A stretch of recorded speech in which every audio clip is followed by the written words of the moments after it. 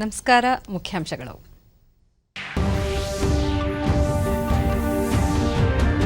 ರಾಜ್ಯ ವಿಧಾನಮಂಡಲದ ಉಭಯ ಸದನಗಳನ್ನುದ್ದೇಶಿಸಿ ನಾಳೆ ರಾಜ್ಯಪಾಲ ವಜೂಭಾಯಿ ವಾಲಾ ಭಾಷಣ. ಫೆಬ್ರವರಿ 5ರವರೆಗೆ ಕಲಾಪ. ಪಿಂಚಣಿದಾರರ ಮನೆ ಬಾಗಿಲಿಗೆ ಮಾಸಾಶನ. ಮಧ್ಯವರ್ತಿಗಳ ತಡೆಗೆ ತಂತ್ರಜ್ಞಾನ ಸಹಕಾರಿ. ಮುಖ್ಯಮಂತ್ರಿ ಬಿಎಸ್ ಯಡಿಯೂರಪ್ಪ. ದೆಹಲಿ ಅಹಿತಕರ ಘಟನೆಗೆ ಬೇಸರ ವ್ಯಕ್ತಪಡಿಸಿ ಕೆಲ ರೈತ ಸಂಘಟನೆಗಳಿಂದ ಪ್ರತಿಭಟನೆ ಹಿಂತೆಗೆತ. ಹಿಂಸಾಚಾರಕ್ಕೆ ವಿರೋಧ ಪಕ್ಷಗಳ ಷಡ್ಯಂತ್ರವೇ ಕಾರಣ. ಸಚಿವ ಪ್ರಕಾಶ್ ಜಾವಡೇಕರ್. ಕೈಗಾರಿಕೆಗಳ ಸ್ಥಾಪನೆಗೆ ಏಕಗವಾಕ್ಷಿ ಪದ್ಧತಿ. ಬಂಡವಾಳ ಹೂಡಿಕೆದಾರರಿಗೆ ವಿಶೇಷ ರಿಯಾಯಿತಿ. ಸಚಿವ ಜಗದೀಶ್ ಶೆಟ್ಟರ್. ವಾರ್ತೆಗಳ ವಿವರ. 15ನೇ ರಾಜ್ಯ ವಿಧಾನಮಂಡಲದ 9ನೇ ಅಧಿವೇಶನ ನಾಳೆಯಿಂದ ಆರಂಭವಾಗಲಿದ್ದು ಫೆಬ್ರವರಿ 5ರವರೆಗೆ ಉಭಯ ಸದನಗಳಲ್ಲಿ ಕಲಾಪ ನಡೆಯಲಿದೆ. ಅಧಿವೇಶನಕ್ಕೆ ಅಗತ್ಯ ಸಿದ್ಧತೆಗಳನ್ನು ಮಾಡಿಕೊಳ್ಳಲಾಗಿದೆ ಎಂದು ವಿಧಾನಸಭಾಧ್ಯಕ್ಷ ವಿಶ್ವೇಶ್ವರ ಹೆಗಡೆ ಕಾಗೇರಿ ಬೆಂಗಳೂರಿನಲ್ಲಿಂದು ತಿಳಿಸಿದ್ದಾರೆ. ಸುದ್ದಿಗಾರರೊಂದಿಗೆ ಅವರು, ರಾಜ್ಯಪಾಲ ವಜೂಭಾಯಿ ವಾಲಾ ಉಭಯ ಸದನಗಳನ್ನುದ್ದೇಶಿಸಿ ನಾಳೆ ಬೆಳಗ್ಗೆ 11 ಗಂಟೆಗೆ ಭಾಷಣ ಮಾಡಲಿದ್ದಾರೆ. ರಾಜ್ಯಪಾಲರ ಭಾಷಣದ ನಂತರ ಸಂತಾಪ ಸೂಚಕ ಮಂಡಿಸಲಾಗುವುದು. ಇದೇ 29ರಿಂದ ಪ್ರಶ್ನೋತ್ತರ ವೇಳೆಗೆ ಅನುವು ಮಾಡಿಕೊಡಲಾಗಿದೆ ಎಂದರು. ಸದನದಲ್ಲಿ ಕರ್ನಾಟಕ ನಗರ ಪಾಲಿಕೆ, ಇತರೆ ಕಾನೂನುಗಳ 2ನೇ ತಿದ್ದುಪಡಿ ವಿಧೇಯಕ, ಕರ್ನಾಟಕ ಸಾಂಕ್ರಾಮಿಕ ರೋಗಗಳ ತಿದ್ದುಪಡಿ ವಿಧೇಯಕ, ಕರ್ನಾಟಕ ಮೋಟಾರು ವಾಹನಗಳ ತಿದ್ದುಪಡಿ ವಿಧೇಯಕ, 3 ವಿಶ್ವವಿದ್ಯಾಲಯಗಳ ತಿದ್ದುಪಡಿ ವಿಧೇಯಕ ಸೇರಿದಂತೆ ಒಟ್ಟು 11 ಮಸೂದೆಗಳನ್ನು ಮಂಡಿಸಲು ಉದ್ದೇಶಿಸಲಾಗಿದೆ ಎಂದು ತಿಳಿಸಿದರು. ಕೋವಿಡ್-19 ಹಿನ್ನೆಲೆಯಲ್ಲಿ ಅಗತ್ಯ ಮುಂಜಾಗ್ರತಾ ಕ್ರಮಗಳನ್ನು ಕೈಗೊಳ್ಳಲಾಗಿದೆ. ಸರ್ಕಾರ ಯಾವುದೇ ಮಸೂದೆಗಳನ್ನು ಮಂಡಿಸುವುದಾದರೆ ಸದನಕ್ಕೆ ಮುಂಚಿತವಾಗಿಯೇ ಸಲ್ಲಿಸಬೇಕು ಎಂದು ತಿಳಿಸಿದರು.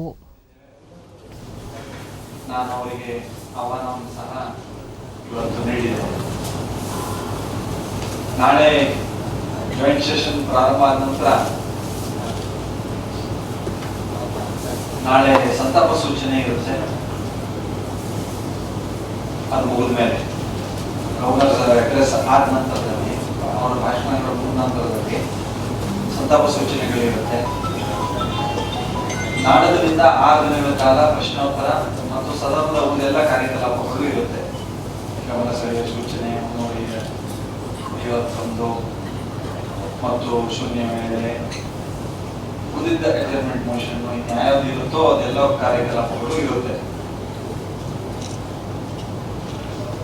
ಅಧಿವೇಶನವನ್ನ ಉಳಿದೆಲ್ಲ ನಮ್ಮ ಬಿಸ್ನೆಸ್ ಜೊತೆಯಲ್ಲಿ ಈಗ ನಮ್ಮ ಹತ್ರ ಒಟ್ಟು 11 ಬಿಲ್ಗಳು ನಮ್ಮ ಹತ್ರ ಇದೆ. ಇದುವರೆಗೂ ನಮ್ಗೆ ತಲುಪಿರೋದು. ನಾನು ಸರ್ಕಾರಕ್ಕೆ ಮೊದಲಿಂದು ನಾನೊಂದು ಹೇಳಿದ್ದೀನಿ, ಯಾವುದೇ ಬಿಲ್ ಇದ್ರೂ ಸಾಕಷ್ಟು ಮುಂಚಿತವಾಗಿ ನಮಗೆ ಕೊಡಬೇಕು. ಸದಸ್ಯರಿಗೂ ಅದನ್ನ ಮುಂಚಿತವಾಗಿ ಕೊಟ್ಟು ಅವರು ಅದನ್ನೆಲ್ಲ ನೋಡ್ಕೊಂಡು ಬಂದು ಚರ್ಚೆಯಲ್ಲಿ ಭಾಗವಹಿಸೋದಕ್ಕೆ ಅವಕಾಶ ಆಗುತ್ತೆ ಮತ್ತು ನಮಗೂ ಅದಕ್ಕೆ ಸಿದ್ಧತೆಗಳನ್ನ ಮಾಡ್ಕೊಳ್ಳಿಕ್ಕೂ ಅವಕಾಶ ಆಗುತ್ತೆ ಅನ್ನೋದನ್ನ ಮೊದಲೇ ನಾನು ತಿಳಿಸಿದ್ದೀನಿ. ಸರ್ಕಾರ ವಿವಿಧ ಪಿಂಚಣಿ ಯೋಜನೆಯನ್ನು ಫಲಾನುಭವಿಗಳ ಮನೆ ಬಾಗಿಲಿಗೆ ತಲುಪಿಸಲು ರಾಜ್ಯ ಸರ್ಕಾರ ಅಭಿವೃದ್ಧಿಪಡಿಸಿರುವ ಮೊಬೈಲ್ ಆಪ್ ಮತ್ತು ತಂತ್ರಾಂಶಕ್ಕೆ ಮುಖ್ಯಮಂತ್ರಿ ಬಿಎಸ್ ಯಡಿಯೂರಪ್ಪ ಬೆಂಗಳೂರಿನಲ್ಲಿಂದು ಚಾಲನೆ ನೀಡಿದರು. ಇದೇ ಸಂದರ್ಭದಲ್ಲಿ ಆಯ್ದ ಫಲಾನುಭವಿಗಳಿಗೆ ಮಾಸಾಶನ ಪ್ರಮಾಣ ಪತ್ರವನ್ನು ವಿತರಿಸಲಾಯಿತು. ಈ ಸಂದರ್ಭದಲ್ಲಿ ಕಂದಾಯ ಸಚಿವ ಆರ್ ಅಶೋಕ ಸೇರಿದಂತೆ ಹಿರಿಯ ಅಧಿಕಾರಿಗಳು ಉಪಸ್ಥಿತರಿದ್ದರು.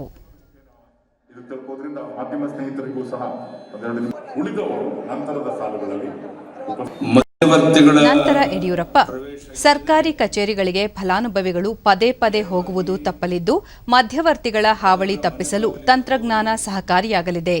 ಯೋಜನೆಗಳನ್ನು ಫಲಾನುಭವಿಗಳ ಮನೆ ಬಾಗಿಲಿಗೆ ತಲುಪಿಸುವುದು ಸರ್ಕಾರದ ಆದ್ಯತೆಯಾಗಿದೆ. ರಾಜ್ಯಾದ್ಯಂತ ಈ ಯೋಜನೆ ಜಾರಿಗೊಳಿಸಲಾಗುತ್ತಿದ್ದು 7,500 ಕೋಟಿ ರೂಪಾಯಿ ಸುಮಾರು 68,84,000 ಫಲಾನುಭವಿಗಳಿಗೆ ನೀಡಲಾಗುತ್ತಿದೆ. ಅಧಿಕಾರಿಗಳು ಈ ಮಹತ್ವದ ಯೋಜನೆಯನ್ನು ಪರಿಣಾಮಕಾರಿಯಾಗಿ ಅನುಷ್ಠಾನಗೊಳಿಸಿ ಗ್ರಾಮೀಣ ಭಾಗದ ಫಲಾನುಭವಿಗಳಿಗೆ ತಲುಪಿಸಬೇಕು ಎಂದು ತಿಳಿಸಿದರು. ಈ ಯೋಜನೆಯಲ್ಲಿ ಸವಲತ್ತನ್ನು ಪಡೆಯಬಹುದು ಅನ್ನುವಂಥ ಚಿಂತನೆಯೊಂದಿಗೆ ಈ ಕಾರ್ಯಕ್ರಮವನ್ನು ರೂಪಿಸಿದ್ದೇವೆ. ಬಡವರ ಕಾರ್ಯಕ್ರಮ ಇದು. ದೇಶದಲ್ಲೇ ಮೊದಲ ಬಾರಿಗೆ ವಿನೂತನ ಕಾರ್ಯಕ್ರಮ ಇದು. ಅವರ ಹತ್ರ ಕಂದಾಯ ಸಚಿವ ಆರ್ ಅಶೋಕ ಮಾಸಾಶನಕ್ಕಾಗಿ ಇಷ್ಟು ದಿನಗಳ ಕಾಲ ಹಿರಿಯ ನಾಗರಿಕರು ಸರ್ಕಾರಿ ಕಚೇರಿಗೆ ಪದೇ ಪದೇ ಭೇಟಿ ನೀಡಬೇಕಿತ್ತು. ಇನ್ನು ಮುಂದೆ ಅಧಿಕಾರಿಗಳೇ ಮನೆ ಬಾಗಿಲಿಗೆ ತೆರಳಿ ಮಾಸಾಶನ ಪ್ರಮಾಣ ಪತ್ರ ನೀಡಲಿದ್ದಾರೆ. ಫಲಾನುಭವಿಗಳು ಬ್ಯಾಂಕ್ ಖಾತೆಯ ವಿವರ ಮತ್ತು ಆಧಾರ್ ಕಾರ್ಡ್ನ ವಿವರ ನೀಡಿದರೆ ಸಾಕು. ಈ ಯೋಜನೆ ಬಳ್ಳಾರಿ ಮತ್ತು ಉಡುಪಿ ಜಿಲ್ಲೆಯಲ್ಲಿ ಪ್ರಾಯೋಗಿಕವಾಗಿ ಯಶಸ್ವಿಯಾದ ಹಿನ್ನೆಲೆಯಲ್ಲಿ ರಾಜ್ಯಾದ್ಯಂತ ವಿಸ್ತರಿಸಲಾಗಿದೆ ಎಂದು ತಿಳಿಸಿದರು. ನೀವು ಇದಕ್ಕೆ ಅರ್ಹರಿದ್ದೀರಾ, ನಮ್ಮ ಆಧಾರಲ್ಲಿ 60 ವರ್ಷ ಆದ ತಕ್ಷಣ ನೀವು ಅರ್ಹರಿದ್ದೀರಾ ಅಂತ ನಿಮಗೆ ಒಂದು ಪತ್ರ ಕೊಡ್ತಾರೆ ನಮ್ಮ ವಿಲೇಜ್ ಅಕೌಂಟೆಂಟು.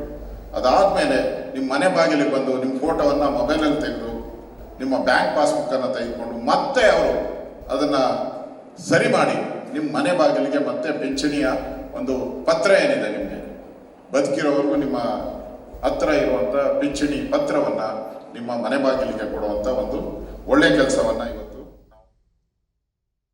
ದೆಹಲಿಯಲ್ಲಿ ನಿನ್ನೆ ನಡೆದ ಟ್ರ್ಯಾಕ್ಟರ್ ಮೆರವಣಿಗೆ ಸಂದರ್ಭದಲ್ಲಿ ನಡೆದ ಹಿಂಸಾಚಾರ ಹಾಗೂ ಅಹಿತಕರ ಘಟನೆಗೆ ಬೇಸರ ವ್ಯಕ್ತಪಡಿಸಿ ಕೆಲ ರೈತ ಸಂಘಟನೆಗಳು ಕೃಷಿ ಕಾಯ್ದೆ ಪ್ರತಿಭಟನೆಯಿಂದ ಹಿಂದೆ ಸರಿಯಲು ನಿರ್ಧರಿಸಿವೆ.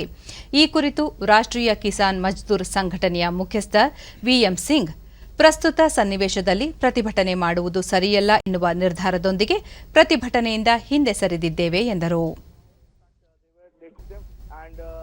How to understand what is going on inside that particular end of the line. They have used drone in इसलिए नहीं आए थे कि देश को अपने आप को 26 जनवरी को सबको बदनाम करने का काम हमने किया, इसलिए हम नहीं आए थे यहाँ पर.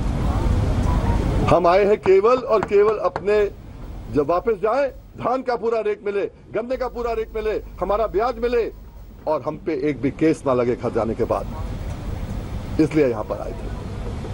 हमारा निर्णय स्पष्ट है. वीएम सिंह राष्ट्रीय किसान मजदूर संगठन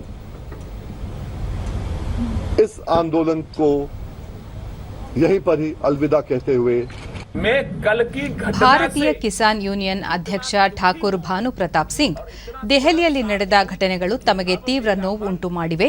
ಹಾಗಾಗಿ 58 ದಿನಗಳ ಪ್ರತಿಭಟನೆಯನ್ನು ಅಂತ್ಯಗೊಳಿಸುತ್ತಿರುವುದಾಗಿ ತಿಳಿಸಿದರು.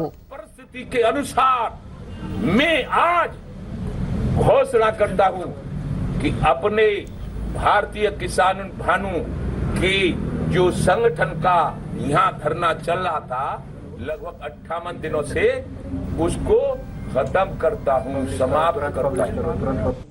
जैसे ही हमारे ಈ ಮಧ್ಯೆ ದೆಹಲಿ ಪೊಲೀಸ್ ಆಯುಕ್ತ ಎಸ್ಎನ್ ಶ್ರೀವಾಸ್ತವ್ ಸುದ್ದಿಗೋಷ್ಠಿ ನಡೆಸಿ ಇದುವರೆಗೂ 25ಕ್ಕೂ ಹೆಚ್ಚು ಕ್ರಿಮಿನಲ್ ಪ್ರಕರಣಗಳನ್ನು ದಾಖಲು ಮಾಡಿಕೊಳ್ಳಲಾಗಿದೆ.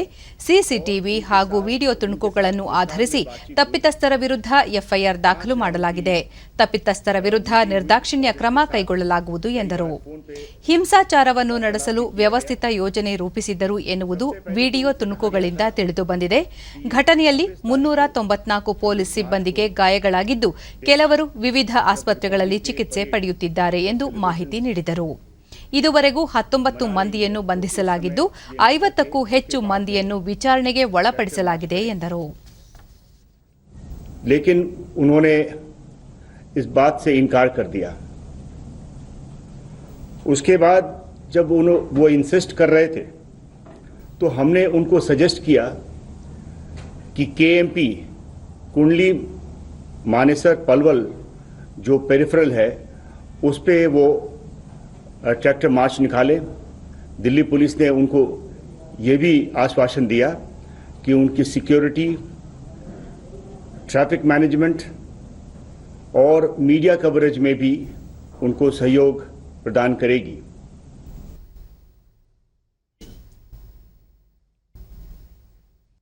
ಕೆಂಪುಕೋಟೆಗೆ ಪ್ರವೇಶಿಸಿ ರಾಷ್ಟ್ರಧ್ವಜವನ್ನು ಹೊರತುಪಡಿಸಿ ಬೇರೆ ಧ್ವಜವನ್ನು ಹಾರಿಸಿದ್ದನ್ನು ಸಹಿಸಲು ಅಸಾಧ್ಯ ಎಂದು ಕೇಂದ್ರ ವಾರ್ತಾ ಮತ್ತು ಪ್ರಸಾರ ಸಚಿವ ಪ್ರಕಾಶ್ ಜಾವಡೇಕರ್ ತಿಳಿಸಿದ್ದಾರೆ.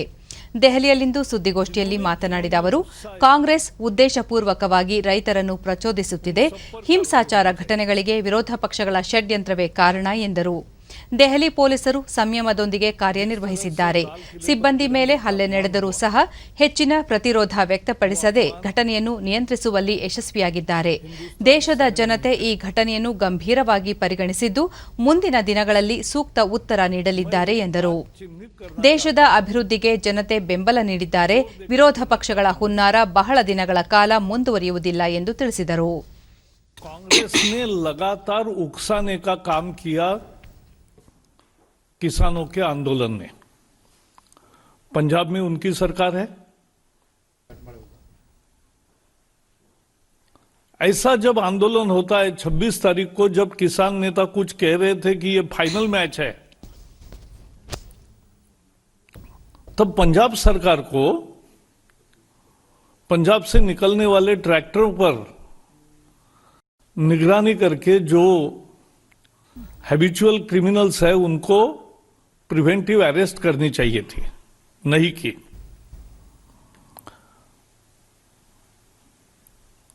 राहुल गांधी लगातार केवल समर्थन नहीं कर रहे थे, उकसा रहे थे. सीए में भी ऐसा ही हुआ. कांग्रेस की रैली होती है, सड़क पर आने की वो उकसाते हैं और दूसरे दिन से सड़क पर आंदोलन शुरू होता है. वैसा ही ये भी आंदोलन है. कांग्रेस की सरकार है, वहां जानबूझकर किसानों को उकसाया. कल के ट्वीट भी प्रमाण है. कल यूथ कांग्रेस के और बाकी कांग्रेस के संबंधित संस्थाओं के ट्वीट्स, उदाहरण के लिए मैं बताऊं,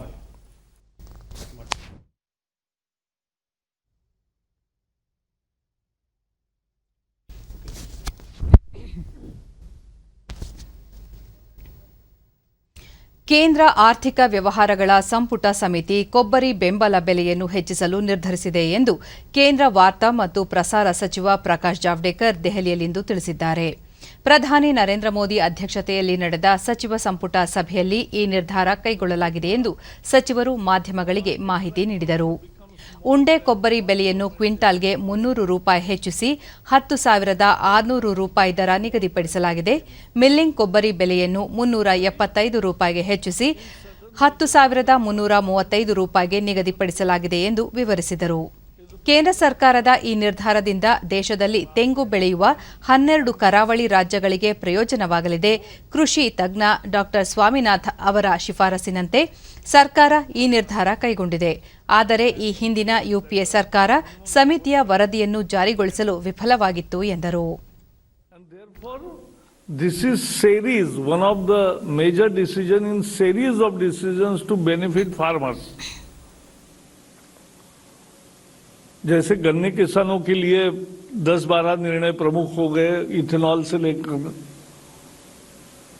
गन्ने के प्राइस तक. ऐसे ही 26 कृषि उत्पादकों को एमएसपी दी जाती है. तो ये एक बहुत महत्वपूर्ण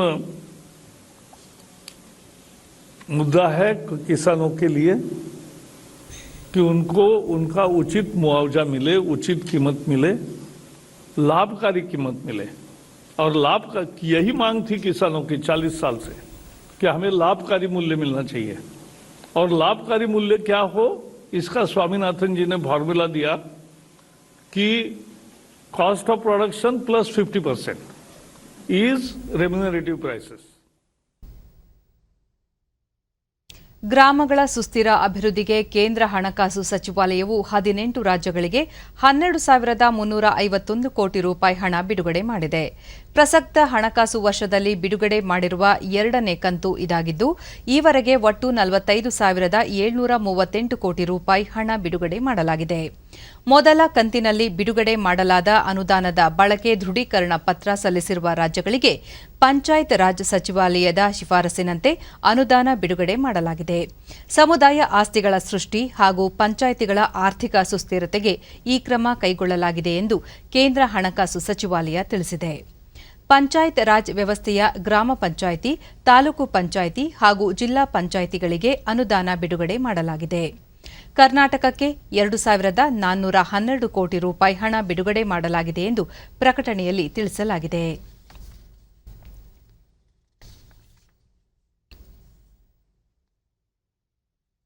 ಚಿತ್ರದುರ್ಗ ಜಿಲ್ಲೆಯಲ್ಲಿಂದು ಉದ್ಯಮಿದಾರರೊಂದಿಗೆ ಹಾಗೂ ಹಿರಿಯ ಅಧಿಕಾರಿಗಳೊಂದಿಗೆ ಬೃಹತ್ ಮತ್ತು ಮಧ್ಯಮ ಕೈಗಾರಿಕಾ ಸಚಿವ ಜಗದೀಶ್ ಶೆಟ್ಟರ್ ಸಭೆ ನಡೆಸಿದರು. ಈ ಸಂದರ್ಭದಲ್ಲಿ ಶಾಸಕರುಗಳಾದ ಜಿಎಚ್ ತಿಪ್ಪಾರೆಡ್ಡಿ, ಪೂರ್ಣಿಮಾ ಶ್ರೀನಿವಾಸ್ ಸೇರಿದಂತೆ ಹಿರಿಯ ಅಧಿಕಾರಿಗಳು ಉಪಸ್ಥಿತರಿದ್ದರು.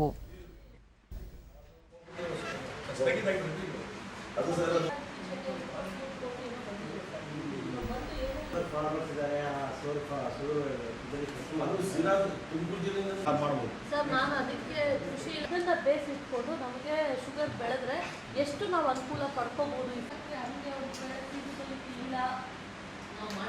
ಈಗಾಗಲೇ ಈ ಒಂದು ಬಳಿಕ ಜಗದೀಶ್ ಶೆಟ್ಟರ್ ನೂತನ ಕೈಗಾರಿಕಾ ನೀತಿ 2020-25ರ ಅನ್ವಯ ಜಿಲ್ಲಾ ಮಟ್ಟದಲ್ಲಿ ಕೈಗಾರಿಕಾ ಸ್ಥಾಪನೆಗೆ ಅವಕಾಶ ಕಲ್ಪಿಸಲಾಗಿದೆ. ಉದ್ಯಮಿದಾರರಿಗೆ ಏಕಗವಾಕ್ಷಿ ಪದ್ಧತಿಯಡಿ ಕೈಗಾರಿಕೆಗಳನ್ನು ಸ್ಥಾಪಿಸಲು ಅವಕಾಶ ಕಲ್ಪಿಸಲಾಗಿದೆ. ಹೂಡಿಕೆದಾರರಿಗೆ ವಿಶೇಷ ರಿಯಾಯಿತಿ ನೀಡಲು ರಾಜ್ಯ ಸರ್ಕಾರ ಸಿದ್ಧವಿದೆ ಎಂದು ತಿಳಿಸಿದರು. ಕೇಂದ್ರ ಸರ್ಕಾರ ಬೆಂಗಳೂರು ಬಾಂಬೆ ಹೆದ್ದಾರಿಯಲ್ಲಿ ಕೈಗಾರಿಕಾ ಕಾರಿಡಾರ್ ನಿರ್ಮಾಣಕ್ಕೆ ಮುಂದಾಗಿದೆ. ರಾಷ್ಟ್ರೀಯ ಹೆದ್ದಾರಿ 4, 13 ಹಾಗೂ 48 ಹಾದು ಹೋಗಿರುವ ಚಿತ್ರದುರ್ಗ ಜಿಲ್ಲೆಗೆ ವಿಪುಲ ಅವಕಾಶಗಳಿವೆ. ನೇರ ರೈಲ್ವೆ ಮಾರ್ಗ, ಭದ್ರಾ ಮೇಲ್ದಂಡೆ ಯೋಜನೆಯಿಂದ ಕೈಗಾರಿಕೆ ಸ್ಥಾಪನೆಗೆ ಯೋಜನೆ ರೂಪಿಸಲಾಗುತ್ತಿದೆ ಎಂದರು. ಕೈಗಾರಿಕಾ ಸ್ಥಾಪನೆಯಲ್ಲಿ ಖಾಸಗಿ ಉದ್ಯಮಿಗಳಿಗೂ ಅವಕಾಶ ಕಲ್ಪಿಸಲಾಗಿದ್ದು 1,000ದಿಂದ 1,500 ಕೋಟಿವರೆಗೆ ಬಂಡವಾಳ ಹೂಡುವವರಿಗೆ ಕೈಗಾರಿಕಾ ನೀತಿ ಹೊರತುಪಡಿಸಿ ವಿಶೇಷ ರಿಯಾಯಿತಿ ಸೌಲಭ್ಯ ಒದಗಿಸಲಾಗುವುದು ಎಂದರು. ಮತ್ತು ಈ ಒಂದು ಬೆಂಗಳೂರು ಟು ಬಾಂಬೆ ಈ ನ್ಯಾಷನಲ್ ಹೈವೇ ಏನಿದೆಯಲ್ಲ, ಇಲ್ಲಿ ಇಂಡಸ್ಟ್ರಿಯಲ್ ಕಾರಿಡಾರ್ ಅಂತ ಈಗಾಗಲೇ ಕೇಂದ್ರ ಸರ್ಕಾರ ಡಿಕ್ಲೇರ್ ಮಾಡಿದೆ. ಹೀಗಾಗಿ ಚಿತ್ರದುರ್ಗ ಆಗಲಿ ಅಥವಾ ನಮ್ಮ ದಾವಣಗೆರೆ ಆಗಲಿ ಇಲ್ಲೆಲ್ಲ ಇನ್ನೂ ಹೆಚ್ಚು ಇಂಡಸ್ಟ್ರಿ ಬರಲಿಕ್ಕೆ ಭಾಳಷ್ಟು ಸ್ಕೋಪ್ ಇದೆ. ಆ ಹಿನ್ನೆಲೆಯಲ್ಲಿ ಈ ಭಾಗದ ನಮ್ಮ ಜನಪ್ರತಿನಿಧಿಗಳು ಮತ್ತು ಈ ಭಾಗದ ಎಲ್ಲ ಕೈಗಾರಿಕೋದ್ಯಮಿಗಳು ಇಲ್ಲಿ ಇನ್ನೂ ಹೆಚ್ಚು ಇನ್ವೆಸ್ಟ್ಮೆಂಟ್ಸ್ ಕರಲಿಕ್ಕೆ ಪ್ರಯತ್ನ ಮಾಡಬೇಕು ಅನ್ನುವಂಥದ್ದು ನನ್ನ ಒಂದು ಅಭಿಪ್ರಾಯ. ಚಿತ್ರದುರ್ಗದಲ್ಲಿಂದು ಆಯೋಜಿಸಿದ್ದ ಬಿಜೆಪಿ ಯುವ ಮೋರ್ಚಾ ರಾಜ್ಯ ಕಾರ್ಯಕಾರಿಣಿ ಸಭೆಯಲ್ಲಿ ರಾಜ್ಯಾಧ್ಯಕ್ಷ ನಳಿನ್ ಕುಮಾರ್ ಕಟೀಲ್, ಸಂಸದರಾದ GM Siddeshwar, A Narayanaswamy, BJP Yuva Morcha ರಾಜ್ಯಾಧ್ಯಕ್ಷ ಡಾ ಸಂದೀಪ್ ಸೇರಿದಂತೆ ಅನೇಕ ಮುಖಂಡರು ಪಾಲ್ಗೊಂಡಿದ್ದರು.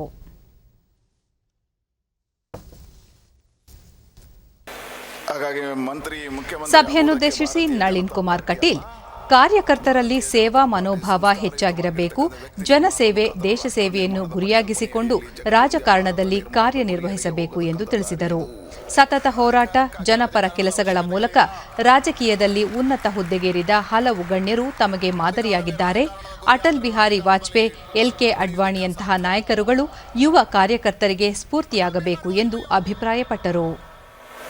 16 ವರ್ಷಗಳ ಕಾಲ ಸುದೀರ್ಘವಾಗಿರ್ತಕ್ಕಂಥ ರಾಜಕೀಯ ಪಯಣದಲ್ಲಿ ನಡೆದ್ರು ಹೋರಾಟಗಳನ್ನು ಮಾಡಿದ್ರು. ತುರ್ತು ಪರಿಸ್ಥಿತಿ ಸಂದರ್ಭದಲ್ಲಿ ಜೈಲೊಳಗಿದ್ರು. ಲಾಲ್ ಕೃಷ್ಣ ಅಡ್ವಾಣಿ ಅವರು 16 ವರ್ಷಗಳ ಕಾಲ ಹೋರಾಟ ಮಾಡಿದರು. ಸುದೀರ್ಘವಾಗಿರ್ತಕ್ಕಂಥ 50 ವರ್ಷದ ಪಯಣದ ನಂತರ ಅಟಲ್ ಬಿಹಾರಿ ವಾಜಪೇಯಿ ಅವರು ಪ್ರಧಾನಮಂತ್ರಿ ಆದರು. ಅಡ್ವಾಣಿ ಅವರು 45 ವರ್ಷಗಳ ಸುದೀರ್ಘವಾಗಿರ್ತಕ್ಕಂಥ ಪಯಣದ ನಂತರ ಉಪ ಪ್ರಧಾನಮಂತ್ರಿ ಆದರು. ಹಾಗಾಗಿ ಆ ರಾಜಕಾರಣದಲ್ಲಿ ಕಲ್ಲು ಮುಳ್ಳುಗಳ ಮಧ್ಯೆ ಅವರು ಕೆಲಸವನ್ನು ಮಾಡ್ತಾ ಎತ್ತರಕ್ಕೇರಿದರು. ಕಾನೂನು ತಂದಿದ್ದು ಸಂಸದ ಎ ನಾರಾಯಣಸ್ವಾಮಿ, ಕೇಂದ್ರ ಸರ್ಕಾರ ಜಾರಿಗೆ ತಂದಿರುವ ಕೃಷಿ ಕಾಯ್ದೆಗಳು ರೈತರಿಗೆ ಅನುಕೂಲವಾಗಲಿವೆ. ಮಧ್ಯವರ್ತಿಗಳನ್ನು ದೂರವಿಡಲು ಈ ಕಾಯ್ದೆಗಳು ಸಹಕಾರಿಯಾಗಿವೆ ಎಂದರು. ಎಪಿಎಂಸಿಗೆ ನೀವು ಟ್ಯಾಕ್ಸ್ ಅನ್ನ ಕಟ್ಟಬೇಕಾಗಿಲ್ಲ. ರೈತರ ನಿಮ್ಮ ಬೆಳೆ ವಿಶ್ವದ ಯಾವುದೇ ಜಾಗದಲ್ಲಿ ಯಾವುದೇ ಮಾರಾಟ ಮಾಡೋಕ್ಕೆ ಮುಕ್ತಿ. ನಿಮ್ಗೆ ಯಾರು ಬೆಲೆ ಸಿಗದೆ ಅಲ್ಲಿ ಮಾರಾಟ ಮಾಡಿ. ನೀವು ಬೆಳೆದಂತ ಬೆಳೆ ನಿಮ್ಮನ್ನ ನಾವೇ ಅಡ್ಡ ಹಾಕೋದಕ್ಕೆ ನಿಮ್ಗೆ ಯಾಕೆ 70 ವರ್ಷಗಳ ಕಟ್ಟುಪಾಡು? ಒಂದು ಕೇಂದ್ರ ಸರ್ಕಾರ 2/3 ಮೆಜಾರಿಟಿ ಇರ್ತಕ್ಕಂಥ ಕೇಂದ್ರ ಸರ್ಕಾರ ಮಂಡಿ ಊದಿದೆ. ಈ ಮಧ್ಯೆ ಕಾರ್ಯಕಾರಿಣಿ ಸಭೆಗೂ ಮುನ್ನ ನಗರದ ನೀಲಕಂಠೇಶ್ವರ ಸ್ವಾಮಿ ದೇವಸ್ಥಾನದಿಂದ ಒನಕೆ ಓಬವ್ವ ವೃತ್ತದವರೆಗೂ ಶೋಭಾಯಾತ್ರೆ ಕೈಗೊಳ್ಳಲಾಗಿತ್ತು.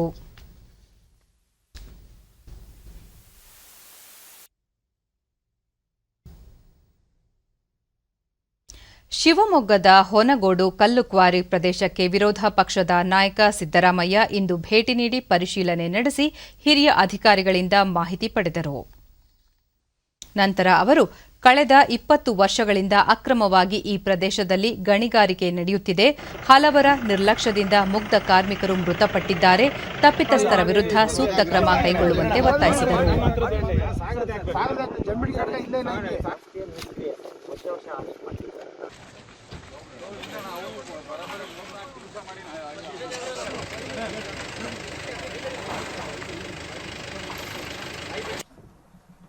ಒಂದು ಮೊದಲನೇ ಡಿಮ್ಯಾಂಡ್, ಸತ್ತ 6 ಜನಗಳಿಗೆ ಕೂಡಲೇ 5 ಲಕ್ಷ ಅಲ್ಲ ಅದಕ್ಕಿಂತ ಹೆಚ್ಚು ಪರಿಹಾರ ಕೊಡಬೇಕು. ಘಟನೆ ಕುರಿತು ಹಾಲಿ ಹೈಕೋರ್ಟ್ ನ್ಯಾಯಾಧೀಶರ ನೇತೃತ್ವದಲ್ಲಿ ಸೂಕ್ತ ತನಿಖೆ ನಡೆಸಬೇಕೆಂದು ಸರ್ಕಾರಕ್ಕೆ ಒತ್ತಾಯಿಸಿದರು. ಕಲ್ಪಬಲ್ ಹೋಮಿಸೈಡ್ ಹಾಕೋದಲ್ಲ ಕೇಸು, 302 ಹಾಕಬೇಕು, ಮರ್ಡರ್ ಕೇಸ್ ಹಾಕಬೇಕು. ಮೂರನೇದು, ಈಗ ಸರ್ವೆ ಮಾಡಿಸ್ತೀವಿ ಅಂತ DC ಹೇಳ್ತಾರೆ, ಈಗಲೇ ಯಾವ್ಯಾವ ಇನ್ನೂ ಇಲ್ಲಿಗಲ್ ಆಗಿ ಯಾವ್ಯಾವ ನಡೀತಾ ಇದಾವೆ ಅಂತ ಈಗ ಸರ್ವೆ ಮಾಡ್ತಾರಂತೆ ನಾಳೆಯಿಂದ. There should be a thorough enquiry by a higher authority. I demand enquiry by a sitting judge of the honourable high court of Karnataka. ಆಗ ಮಾತ್ರ ಸತ್ಯ ಗೊತ್ತಾಗಲಿಕ್ಕೆ ಸಾಧ್ಯ. ಎಂಕ್ವೈರಿ ಮಾಡಿಸ್ತೀವಿ, ಇನ್ಯಾವ್ರ ಕೆಲವು ಎಂಕ್ವೈರಿ ಮಾಡಿಸ್ತೀವಿ ಅಂತಂದ್ರೆ truth will not come out. Mining cannot be stopped.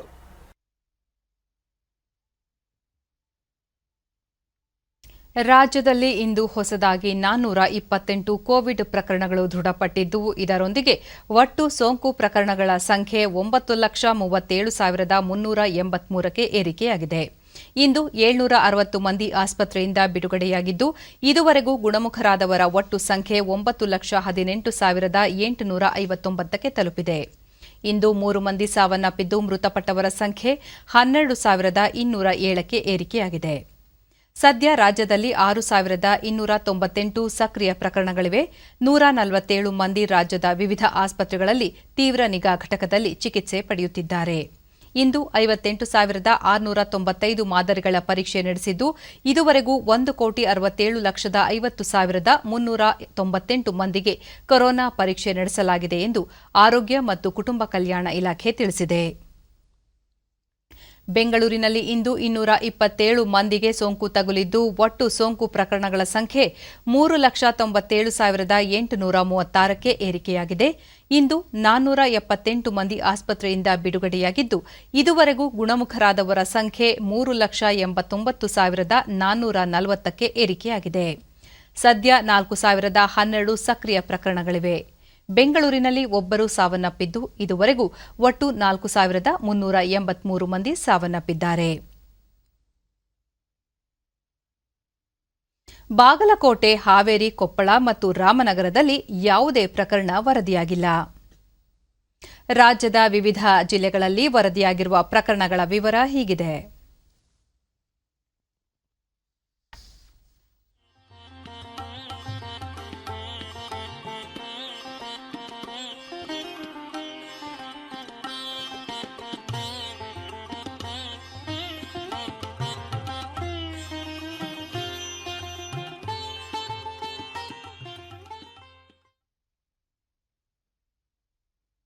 ಕೇಂದ್ರ ಸರ್ಕಾರ ನೀಡುವ ಅತ್ಯುನ್ನತ ಪ್ರಶಸ್ತಿ ಪದ್ಮಶ್ರೀ ಪುರಸ್ಕಾರಕ್ಕೆ ಈ ಬಾರಿ ಆಯ್ಕೆಯಾಗಿರುವ ಜೋಗತಿ ಬಿ ಮಂಜಮ್ಮ ಅವರಿಗೆ ಹೊನ್ನಾವರ ತಾಲೂಕಿನ ಖರ್ವ ಗ್ರಾಮದಲ್ಲಿಂದು ಸನ್ಮಾನಿಸಿ ಗೌರವಿಸಲಾಯಿತು.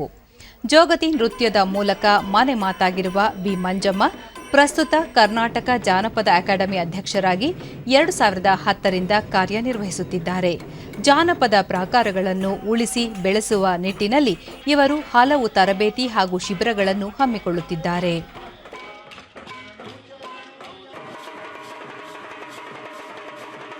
ಯಾವುದೇ ರಾಜ್ಯಕ್ಕೆ ಯಾವುದೇ ಸಮಸ್ಯೆ ಬರದ ಹಾಗೆ ಡಿಡಿ ನ್ಯೂಸ್ನೊಂದಿಗೆ ಮಂಜಮ್ಮ, ದೇಶದ ಅತ್ಯುನ್ನತ ಪುರಸ್ಕಾರಗಳಲ್ಲಿ ಒಂದಾದ ಪದ್ಮಶ್ರೀ ದೊರೆತಿರುವುದು ಸಂತಸದ ವಿಚಾರ. ಜಾನಪದ ಪ್ರಾಕಾರಗಳಲ್ಲಿ ಉಳಿಸಿ ಬೆಳೆಸಲು ಮುಂದಿನ ದಿನಗಳಲ್ಲಿಯೂ ಶ್ರಮಿಸುವುದಾಗಿ ತಿಳಿಸಿದರು. ದಾಖಲೆಯಾದಂಥ ವಿಚಾರ. ಆ ನಂತರ ಇದು ಪದ್ಮಶ್ರೀ ಪ್ರಶಸ್ತಿ ಸಿಕ್ಕಿದ್ದು ಇನ್ನೂ ದಾಖಲೆಯ ವಿಚಾರ. ಇಡೀ ದೇಶವೇ ನನ್ನ ಕಡೆ ತಿರುಗಿ ನೋಡ ಹಾಗೆ ಪದ್ಮಶ್ರೀ ಪ್ರಶಸ್ತಿ ಬಂದಿದ್ದು ನಂಗೆ ತುಂಬಾ ಖುಷಿಯಾಗಿದೆ. ನಮ್ಮ ಜಾನಪದ ಅಕಾಡೆಮಿ ಸದಸ್ಯರಾದ ಪುಷ್ಪಲತಾ, ಆಧುನಿಕ ಜಗತ್ತಿನಲ್ಲಿ ಜಾನಪದ ಕಲೆಗಳನ್ನು ಉಳಿಸುವ ಗುರುತರ ಜವಾಬ್ದಾರಿ ಯುವ ಸಮೂಹದ ಮೇಲಿದೆ. ಬಿ ಮಂಜಮ್ಮ ಅವರ ಸೇವೆಗೆ ಪದ್ಮಶ್ರೀ ದೊರಕಿರುವುದು ಸಂತಸದ ಸಂಗತಿ ಎಂದರು. ನಾವು ಅವರಿಗೆ ನಮ್ಮ ಮೂಲ ಕಲೆಯನ್ನು ಪರಿಚಯ ಮಾಡ್ತಿದ್ದೇವೆ. ರಾಜ್ಯದ ಹಲವಾರು ಭಾಗಗಳಿಂದ ಗುರುಗಳನ್ನು ಕಲಿಸಿ ಮೂಲ ಕಲೆಗಳನ್ನು ಅವರಿಗೆ ತರಬೇತಿ ಮುಖಾಂತರ ಅವರಿಗೆ ಈ ಒಂದು ಕಲೆಯ ಮೇಲೆ ವಿಶೇಷವಾದ ಆಕರ್ಷಣೆ ಮೂಡುವಂಥ ಕೆಲಸನ ನಮ್ಮ ಅಕಾಡೆಮಿಯಿಂದ ನಾವು ಹಮ್ಮಿಕೊಂಡಿದ್ದೇವೆ. ಈ ಮಧ್ಯೆ ಜಾನಪದ ಕಲಾ ಪ್ರಾಕಾರಗಳ ಕುರಿತು ತರಬೇತಿ ನೀಡುವ ಕಾರ್ಯಾಗಾರ ಇಂದಿನಿಂದ 5 ದಿನಗಳ ಕಾಲ ನಡೆಯಲಿದೆ. ತರಬೇತಿ ಶಿಬಿರದಲ್ಲಿ ಗುಮಟೆ ಪಾಂಗ್, ಸುಗ್ಗಿ ಕುಣಿತ, ಸೋಬಾನೆ ಪದ, ಡೊಳ್ಳು ಕುಣಿತ, ನಂದಿ ಧ್ವಜ ಸೇರಿದಂತೆ ಜಾನಪದ ಪ್ರಾಕಾರಗಳಿಗೆ ಒತ್ತು ನೀಡಲಾಗಿದೆ.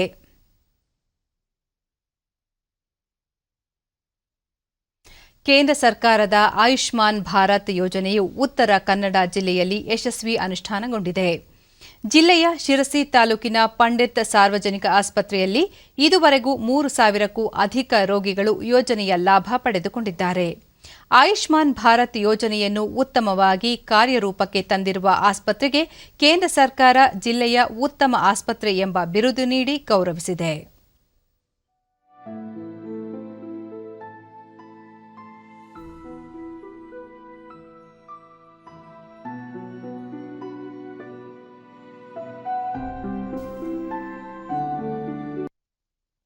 ಆಸ್ಪತ್ರೆಯಲ್ಲಿ ಚಿಕಿತ್ಸೆ ಪಡೆದ ಸುಲೋಚನಾ, ಈ ಹಿಂದೆ ಗುಣಮಟ್ಟದ ಚಿಕಿತ್ಸೆಯನ್ನು ಪಡೆಯಲು ಆರ್ಥಿಕವಾಗಿ ಹಿಂದುಳಿದವರಿಗೆ ಅಸಾಧ್ಯವಾಗಿತ್ತು. ಆದರೆ ಆಯುಷ್ಮಾನ್ ಭಾರತ್ ಯೋಜನೆ ಹಲವು ಬಡ ಕುಟುಂಬಗಳಿಗೆ ಗುಣಮಟ್ಟದ ಚಿಕಿತ್ಸೆ ಪಡೆಯಲು ಅನುಕೂಲ ಮಾಡಿಕೊಟ್ಟಿದೆ ಎಂದರು. ನಮಗೆ ಇದು ಮಾಡಿದ್ರು, ಯಾವುದೂ ಒಂದು ಪೈಸೆ ರೊಕ್ಕ ಖರ್ಚಾಗದೆ ಆಪರೇಷನ್ ಆಗಿದೆ, ಏನು ತೊಂದರೆ ಆಗಿಲ್ಲ. ಮತ್ತೋರ್ವ ಫಲಾನುಭವಿ ತುಳಸಿಗೌಡ, ಅನಾರೋಗ್ಯ ಸಮಸ್ಯೆಯಿಂದ ಬಳಲುತ್ತಿದ್ದ ತಮಗೆ ಆಯುಷ್ಮಾನ್ ಭಾರತ್ ಯೋಜನೆಯಡಿ ಉಚಿತವಾಗಿ ಚಿಕಿತ್ಸೆ ದೊರೆತಿದೆ. ಈ ಯೋಜನೆ ಆರ್ಥಿಕವಾಗಿ ಹಿಂದುಳಿದ ಬಡವರಿಗೆ ಸಂಜೀವನಿಯಾಗಿದೆ ಎಂದರು. ಔಷಧಿ ಮಾಡಿದ್ದೆ ನಾನು, ಎಲ್ಲೆಲ್ಲಿ ಮಾಡಿದ್ರೂ ಕಡಿಮೆನೇ ಆಗುವುದಿಲ್ಲ. ಆಸ್ಪತ್ರೆಯ ವೈದ್ಯಾಧಿಕಾರಿ ಡಾಕ್ಟರ್ ಗಜಾನನ ಭಟ್, ಆಯುಷ್ಮಾನ್ ಫಲಾನುಭವಿಗಳಿಗೆ ಗುಣಮಟ್ಟದ ಚಿಕಿತ್ಸೆ ನೀಡಿರುವುದರಿಂದ ಕೇಂದ್ರ ಸರ್ಕಾರದಿಂದ ಪ್ರಶಸ್ತಿ ದೊರೆತಿದೆ.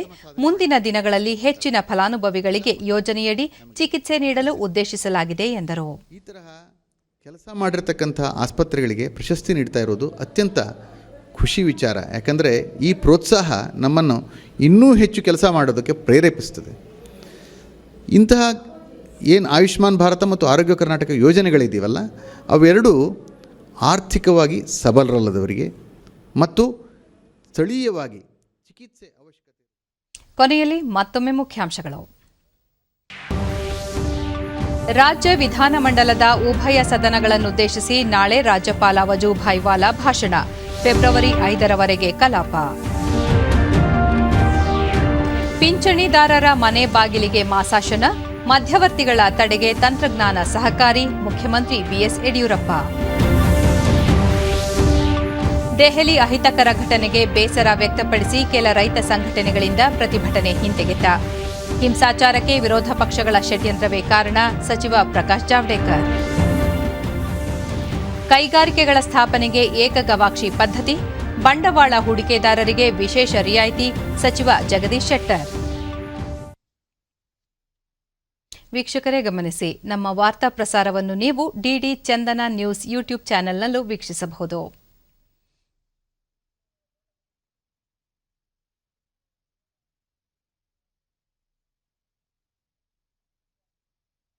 ಇಲ್ಲಿಗೆ ಇಂದಿನ ವಾರ್ತಾ ಪ್ರಸಾರ ಮುಕ್ತಾಯವಾಯಿತು. ಸತ್ಯ, ಸಮರ್ಥ, ಸಂಪೂರ್ಣ ಸುದ್ದಿಗಾಗಿ ವೀಕ್ಷಿಸಿ ಚಂದನ ವಾರ್ತೆ. ನಮ್ಮ ಮುಂದಿನ ವಾರ್ತಾ ಪ್ರಸಾರ ನಾಳೆ ಬೆಳಗ್ಗೆ 7:30ಕ್ಕೆ ಚಂದನದಲ್ಲಿ. ನಮಸ್ಕಾರ.